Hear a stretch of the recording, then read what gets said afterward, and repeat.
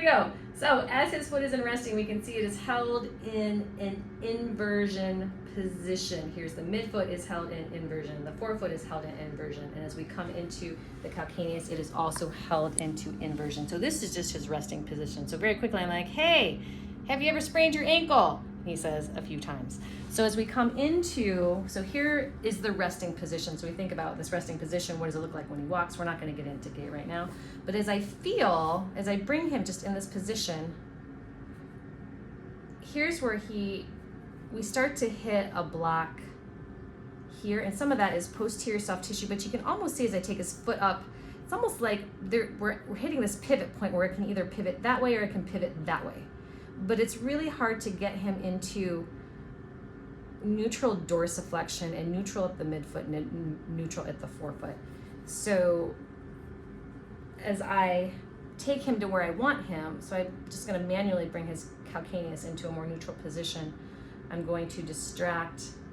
Can I bring this midfoot into a more neutral position out of that inversion? Can I bring that forefoot? I can't yet, so I need to treat this lateral calcaneus. I need to treat all the lateral aspect because this blocks the ability to bring the calcaneus into neutral, as well as this midfoot, the cuneiforms also don't allow me to get midfoot and forefoot into a neutral position. So this is about as neutral as I can get him, and then if you'll shoot from above.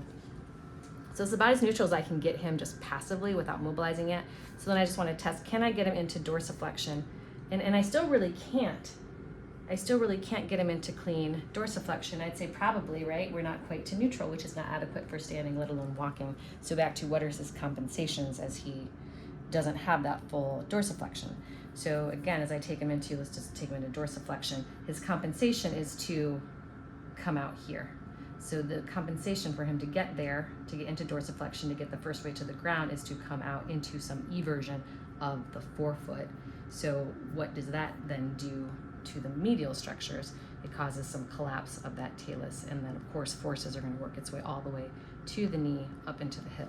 So then as we compare his other one here, he wants to sit in a little bit of external rotation to begin with as well. We'll talk about hip and knee a little bit later, but it's not the right foot is not as held in that inversion position as his right foot is. So as I bring him into that more neutral calcaneus, I'm bringing the midfoot over. Here I'm going to bring talus over a little bit. I'm going to bring the whole tibia in as well.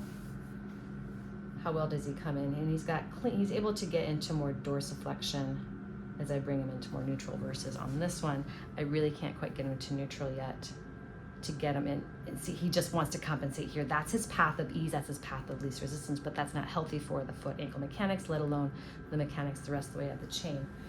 Without correcting it, as I just bring him in, you can see his foot doesn't want to go into that eversion as quickly as it does on this one. And back to the concept of chronic ankle insufficiency, I would say absolutely this one just has a much looser feel, but it has a looser feel, but not in an efficient position. All right, thank you.